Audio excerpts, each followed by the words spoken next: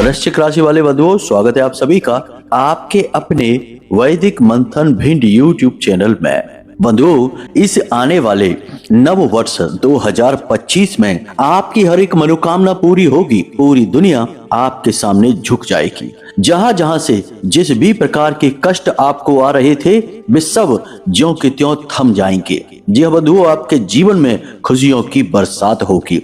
आप जो कुछ भी चाहते हैं वह सब कुछ आपकी ओर खिंचा चला आएगा।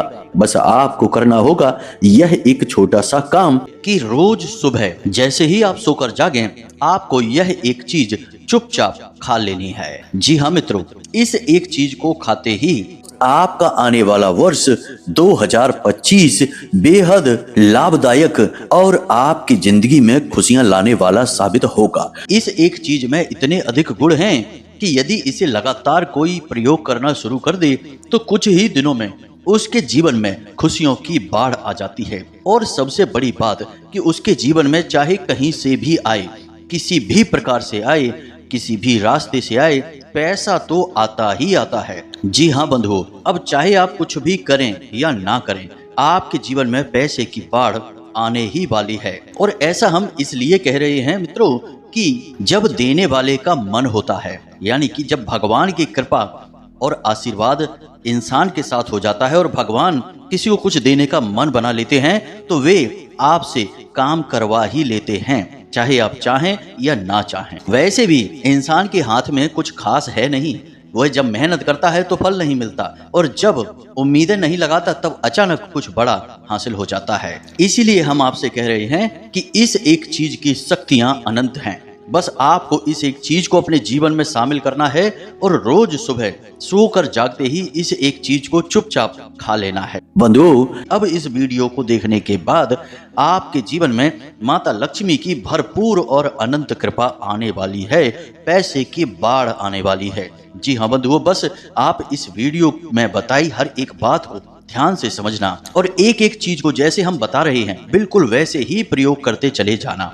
और देखना आप कि आपकी आंखों के सामने ही कुछ ही दिनों में आपका भाग्य कैसे बदल जाता है। जिन चीजों के लिए आप अब तक तड़पते चले आ रही हैं, यानी कि आपने बहुत कोशिशें, बहुत जोर लगाया, लेकिन वे चीजें आपको मिल नहीं पाई, वे चीजें भी बड़ी आसानी से आपके जीवन में खींची चली आएंगी। जी हाँ बंधु, यही होता है दैवीय कृपा का महत्व।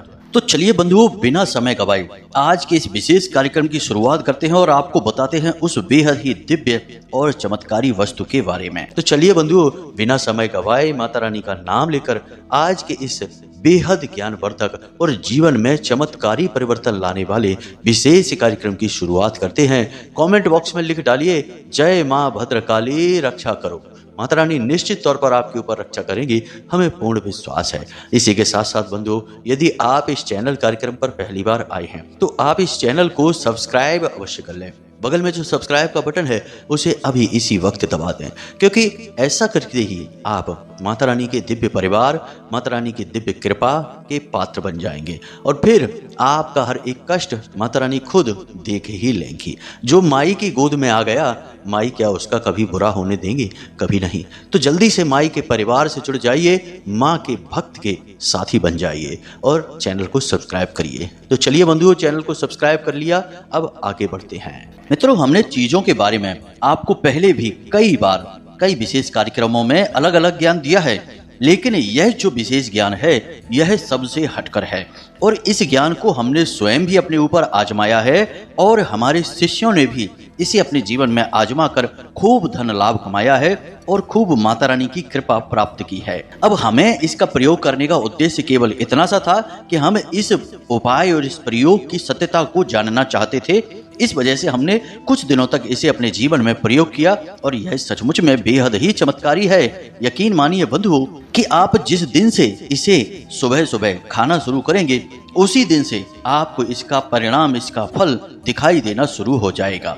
अब इस चीज के प्रयोग के कुछ नियम तो होंगे ही, यह तो बिल्कुल साधारण सी बात है, क्योंकि जो भी चीजें ज्योतिषीय आकलनों पर होती हैं, वैदिक होती हैं, सांस्कृतिक होती हैं, उन चीजों के कुछ विशेष नियम और विधि विधान भी होते ही हैं। तो बंधु, हम आपको सारी बातें विस्तार से बता रहे हैं, बस पूरे धैर्य के साथ आपको इस वीडियो को देखना है। बंधु, यकीन मानिए कि सैकड़ों हजारों लोगों के कमेंट और मैसेज हमारे पास आते हैं जो हमारे द्वारा बताए गए उपायों से कामयाबी हासिल कर चुके हैं और अपने जीवन की नकारात्मकता को दूर करके शांतिपूर्ण सुखमय जीवन जी रहे हैं। लेकिन बंधुओं, दुख तो तब होता है कि किसान कितनी ही मेहनत करे और कितनी ही अच्छी फसल उगाने की कोशिश करे, बीच बीच में कहीं ना कहीं खरपतवार उग ही आते हैं। इसी प्रकार हम कितनी ही सच्चाई और मेहनत के साथ आपको सर्वोत्तम ज्ञान देने की कोशिश करें, बीच में कुछ कुतर्की और अधर्मी लोग जो अपने आप को सर्वज्ञाता और सर्वशक्तिमान समझते हैं, वे कमेंट के माध्यम से या मैसेज करने के माध्यम से अनावश्यक प्रपंच और कुतर्क करने की कोशिश करते हैं। अब ऐसे लोग बहुत ही कम होते हैं, लेकिन ऐसे लोगों का हमारे ऊपर तो कोई प्रभाव नहीं पड़ता, परंतु जो भी व्यक्ति इन लोगों की संगत में रहता है, इनकी बातों में आ जाता है, उसका जीवन जरूर नष्ट और भ्रष्ट हो जाता है ऐसे मूर्ख अधर्मियों के चक्कर में। तो इसका कहने का मतलब हमारा यह है कि आप लोग माता रानी पर पूरा भरोसा और विश्वास रखें और जो बातें हम आपको बताते हैं उनकी प्रामाणिकता भी आपको देते हैं। किस ग्रह से जुड़ी कोई चीज़ है, किस देवी देवता से उसका संबंध है और किस तरह से उसका प्रयोग करना है, सारी चीज़ें शास्त्रीय और वैदिक पद्धतियों के माध्यम से ही आपको हम बताते हैं। तो आपको यदि सचमुच में अपने जीवन में बदलाव चाहिए तो इन चीज़ों का, इन क्रियाओं का उपयोग अपने जीवन में करना शुरू करिए। यकीन मानिए, हजारों लोगों ने अपने जीवन को बदला है, आप भी बदल पाएंगे। हम पहले भी कई बार कह चुके हैं, फिर से कह रहे हैं कि हम जो भी क्रियाएं, उपाय आपको बताते हैं उनमें माता रानी की, माँ भद्रकाली की पूर्ण कृपा और आशीर्वाद शामिल होती ही होती है, क्योंकि हमने अपने जीवन का एक बड़ा हिस्सा माता रानी की सेवा में दिया है और उन्हीं के आदेश और उन्हीं की अनुभूतियों के आधार पर ही हम आपको यह ज्ञान दे रहे हैं। तो इन बातों पर शक करना अपने धर्म, अपनी माँ और महामाई पर शक करना होगा। तो ऐसा भूल कर भी ना करें। आपको नहीं प्रयोग करना है मत करिए, आपको नहीं हमारे वीडियो देखना है मत देखिए, लेकिन कम से कम अपनी आत्मा, अपने भगवान और अपने धर्म पर तो शक मत करिए। बस हमारा आपसे इतना ही कहना था। तो चलिए अब मूल विषय की ओर चलते हैं। मित्रों, अब हम आपको एक जरूरी बात बता दें, यहाँ पर राहु सूर्य के साथ में योग का निर्माण कर रहे हैं, यानी कि अब सूर्य से होने वाले लाभ आपको प्राप्त नहीं होंगे। जी हाँ बंधुओं, तो अब आपको जीवन में समस्याएं कहाँ आएंगी, इन्हें आप थोड़ा बारीकी से समझ लें। आपके सरकारी कोई कार्य हैं जो अटके पड़े हैं, वे अटके ही रहेंगे। उन कार्यों को करने के चक्कर में यदि आप ज़्यादा कोशिश और मेहनत करेंगे तो आपका काम और बिगड़ जाएगा। जी हाँ बंधुओं, अपने काम धंधे व्यापार में आपको कोई बड़ा निवेश अब नहीं करना है। इसी के साथ साथ मित्रों, आपको जो लोग नौकरी कर रहे हैं उन लोगों को अपने उच्च अधिकारियों से किसी प्रकार की बहस नहीं करनी है। वे जो कुछ भी बोलें उनकी बात बस यस सर कहकर मान लेनी है, उनसे कोई आर्ग्यूमेंट, कोई बहस ना करें। इसी के साथ साथ बंधु, आपके संगत में कुछ लोग ऐसे हैं जो घोर नकारात्मक हैं, गलत कार्य करते हैं, गलत कार्यों में उन्हें आनंद आता है, कुछ आदतें भी उनकी नीच और गंदी हैं, लेकिन आपको उनसे ज़्यादा फर्क नहीं पड़ता है क्योंकि आप बहुत ही बुद्धिमान और सुलझे हुए इंसान हैं। लेकिन अब आपके ऊपर उनकी बातों का असर होगा, आप उनसे प्रभावित हो सकते हैं, किसी गलत कार्य में आपकी रुचि बढ़ेगी और यह राहु का प्रभाव रहेगा। तो थोड़ा आपको सतर्क रहना है। यहाँ पर आपको ध्यान यह देना है कि सूर्य आत्मा का कारक ग्रह है, यानी कि अब धर्म के प्रति आपकी रुचि कम होगी। जैसा कि हमने वीडियो में अभी आपको समझाया कि अधर्मियों की बातों का आपके ऊपर प्रभाव पड़ेगा। आप अपने धर्म, अपने भगवान और अपने आध्यात्म और दिव्य शक्तियों के खिलाफ मन में उल्टे सीधे विचार ला सकते हैं, कुछ उल्टे सीधे शब्द भी अपने मुख से इनके लिए निकाल सकते हैं। तो थोड़ा आप सावधान रहना, आप अपनी आत्मा को दूषित मत होने देना। इसी के साथ साथ कुछ छोटी छोटी बातें हैं, इनका भी अब आपको ख्याल रखना होगा। जैसे कि आपके घर में आपके पिता के साथ आपका किसी प्रकार का विवाद हो सकता है, तो थोड़ा सा अपने पिता की, अपनी माँ की बातों को गंभीरता से लें। घर के बड़े बुजुर्गों का सम्मान करें, उनकी कठोर बातों को भी गलत अर्थों में ना लें और शांतिपूर्वक उनकी बातों का विचार मंथन करें। हो सकता है कि वे आपके बारे में कुछ उल्टी सीधी बात कह जरूर रहे हैं, लेकिन उनकी मनसा गलत नहीं है आपके लिए, तो आपको यह बात समझनी है। सबसे बड़ी बात है कि अब आपको अपनी वाणी पर पूरा नियंत्रण रखना होगा। अपने शब्दों को सोच समझकर प्रयोग करें और किसी की भी भावनाओं को किसी प्रकार से चोट ना करें। आप खूब अच्छी तरह से जानते हैं कि आप जो बात कह रहे हैं इसका सामने वाले व्यक्ति पर क्या प्रभाव पड़ने वाला है। आप बहुत बुद्धिमान हैं और भावनाओं को अच्छी तरह से समझते हैं, क्योंकि आप खुद भी बहुत भावुक इंसान हैं। हालांकि आप अपनी भावनाएं हर जगह पर दिखाते नहीं हैं, लेकिन अंदर से आप बिल्कुल कोमल हैं और आप जानते हैं कि किन बातों के क्या प्रभाव होते हैं। तो बस इसी ज्ञान का आपको प्रयोग करना है, किसी की भावनाओं को ठेस नहीं पहुंचानी है। बस इतनी सी सावधानियां आप रखिए।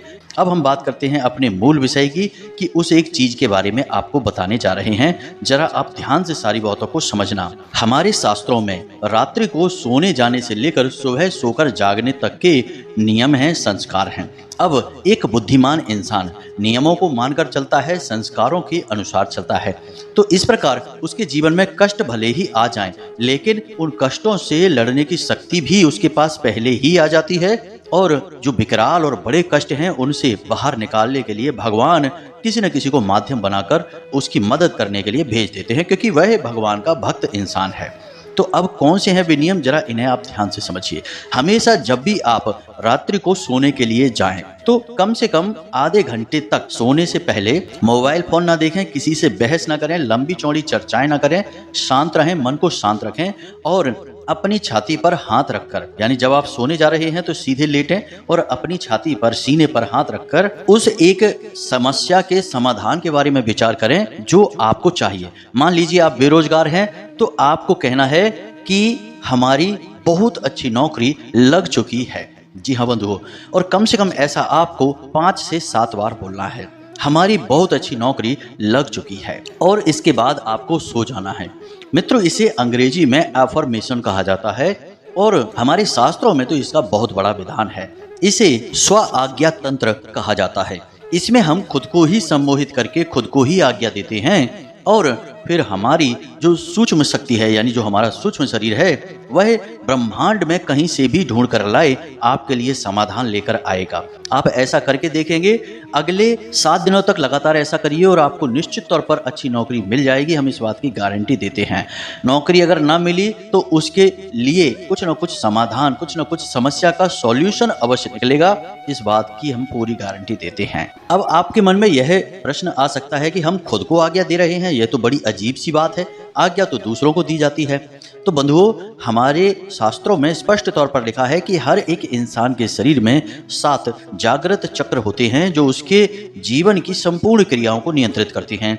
इन्हीं चक्रों में से दोनों आंखों के बीच, यानी कि माथे पर जहां भोले बाबा की तीसरी आंख है, वहीं पर हर इंसान के एक चक्र होता है जिसे आज्ञा चक्र कहते हैं। और इस आज्ञा चक्र को हम जो भी आज्ञा देते हैं वह इसे मान लेता है और संपूर्ण ब्रह्मांड से हमारी उस इच्छा को, उस कामना को पूरी करने की कोशिश करने लगता है। अब वैसे तो मोटे तौर पर आप इसे इसी प्रकार समझ लीजिए, लेकिन इसकी बारीकी और गहराई बहुत बड़ी है। विस्तार से यदि समझाएंगे तो लगभग 2 घंटे का वीडियो बन जाएगा इसी बात के ऊपर। तो शॉर्ट में ही इसे आप समझिए कि यह इसी प्रकार कार्य करता है। अब बात करते हैं सोकर जागने की, कि जब आप सोकर जागे तो याद रखना कि रात्रि के समय माया सोई रहती है और सुबह जब आप जागते हैं उस समय माया भी जाग रही होती है। तो कोशिश करें कि हमेशा सूर्योदय से पहले ही आप जागें। जी हाँ बंधु, क्योंकि सूर्योदय से पहले का जो समय होता है वह बड़ा ही पवित्र समय होता है और उसी समय को ब्रह्म मुहूर्त भी कहा जाता है। हालांकि शास्त्रों में जो ब्रह्म मुहूर्त है वह 3:15 बजे से लेकर 10 या 15 मिनट का ही माना जाता है, लेकिन जब तक सूर्य उदय नहीं होता है तब तक माया भी सोई रहती है और उस समय जो भी कार्य किया जाता है उस कार्य में जातक को पूर्ण सफलता मिल जाती है। जी हाँ बंधुओं, तो अब आप जब सोकर जागें सूर्योदय से पहले, तो आपको कुछ चीजें हैं जिन्हें सच्चे मन के साथ अपने बिस्तर पर पालथी मारकर बैठकर करनी चाहिए। सबसे पहला कि आपको कराग्रे मंत्र का जाप अवश्य करना ही करना चाहिए। कराग्रे मंत्र तो आपको आता ही होगा, बड़ा ही सरल है। अपनी हथेलियों को, दोनों हथेलियों को अपने चेहरे के सामने रखना है और देखते हुए बोलना है, कराग्रे वसते लक्ष्मी, कर मध्य सरस्वती, कर मूले च गोविंदा, प्रभाते कर दर्शनम। अब एक इंसान के जीवन में जिन चीज़ों की उसे सबसे अधिक आवश्यकता होती है वे सारी चीज़ें उसकी हथेली में वास करती हैं। कराग्रे वसते लक्ष्मी, यानी कि कर के, यानी उंगलियों के आगे के भाग पर लक्ष्मी माता का वास होता है और कर मध्य सरस्वती, और हथेली के मध्य भाग में माता सरस्वती यानी कि आपकी बुद्धि, आपका ज्ञान का वास होता है। और कर मूले च गोविंदा यानी कि सृष्टि के पालनहार नारायण का वास होता है। और जिस पर इन त्रिशक्ति का पूर्ण कृपा और आशीर्वाद है, उस इंसान की कामयाबी भला कौन रोक सकता है। तो आपको यह करना है। उसके बाद आपको 3 देवी देवताओं को नमन भी करना है। सबसे पहले स्थान देवताभ्यो नमः। जो स्थान पर देवी देवता हैं, क्योंकि हर स्थान पर किसी न किसी समय कोई ना कोई देवी शक्ति अवश्य होती ही होती है, तो आपको उसे नमन करना है। दूसरा, पितृ देवताभ्यो नमः। आपके जो पितृ देवता हैं उनको आपको नमन करना है। और तीसरा, कुल देवताभ्यो नमः। आपके जो कुल देवी या देवता हैं उन्हें नमः करना है। 3 बार इन मंत्रों का उच्चारण आपको करना है। और उसके बाद आपको अपनी नासिका के पास अपनी उंगली ले जानी है, और जिस भी नासिका से श्वास बाहर आ रही है, जैसे कि दाहिने छिद्र से श्वास बाहर आ रही है तो आपका सूर्य स्वर चल रहा है, तो आपको अपना दाहिना पैर ही जमीन पर रखना है। उसके बाद यदि बायां स्वर यानी कि बाएं छिद्र से श्वास बाहर आ रही है तो आपका बायां स्वर चल रहा है, यानी चंद्र नाड़ी आपकी चल रही है, तो आपको अपना बायां पैर जमीन पर रखना है। बस इतना सा आपको करना है। यकीन मानिए बंधुओं कि हम तो वर्षों से इस क्रिया को करते चले आ रहे हैं और आज भी इसका अक्षर सह पालन करते हैं, और हमें तो कोई कष्ट जीवन में महसूस ही नहीं होता है। सारे कष्ट हमारे माता रानी पहले ही हर लेती हैं। तो अब आपको भी यह नियम बनाना ही होगा। अब हम आपको बताते हैं उस एक चीज के बारे में। अब इतना सब हमने आपको पहले क्यों बताया, यह भी आपके मन में आ सकता है कि इतना समय हमारा खराब क्यों कर दिया। तो बंधुओं जरा ध्यान से सुनिए। हर एक ज्ञान का पूर्ण विस्तार होना जरूरी है, क्योंकि ज्ञान न होने से ज्यादा खतरनाक है अधूरा ज्ञान होना, क्योंकि वह इंसान को सबसे पहले मरवा डालता है, जान ले लेता है, जगह जगह उसका अपमान करवाता है। तो अधूरा ज्ञान आपको ना मिल जाए, इस वजह से हम आपको सारी चीजें विस्तार से बताते हैं और चाहते हैं कि आप जो भी कुछ यहाँ से सीखें, जानें, उसे प्रयोग करके आपको सचमुच में लाभ प्राप्त हो। खाली सुनने और कहने वाली बातें हम नहीं कहते हैं, इसलिए थोड़ी सी वीडियो लंबी हो जाती है। तो धैर्य तो आपको रखना ही होगा, आखिर धैर्य ही तो सफलता की चाबी है। तो अब ध्यान से सुनिए। इस एक चीज में आपको स्वयं माता लक्ष्मी की विशेष कृपा प्राप्त होगी। आपका बुध, आपका शुक्र और आपका गुरु यानी 3 सबसे शक्तिशाली ग्रहों की कृपा भी आपको प्राप्त हो जाएगी।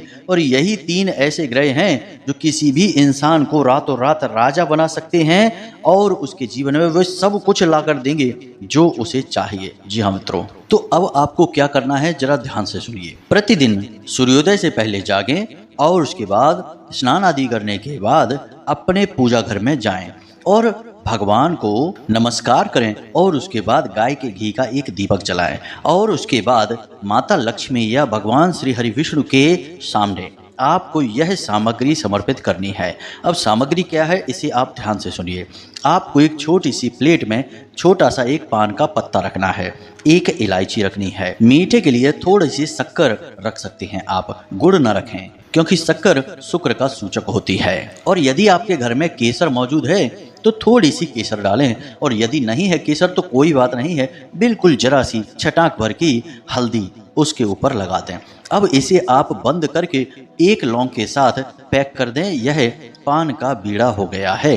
अब इसे तांबूलम प्रसादम कहते हैं। यह हमारी वैदिक पद्धति के अनुसार है। यह प्रसाद माता लक्ष्मी को बहुत अधिक प्रिय है और भगवान श्री हरि विष्णु का भी यह प्रिय प्रसाद माना जाता है।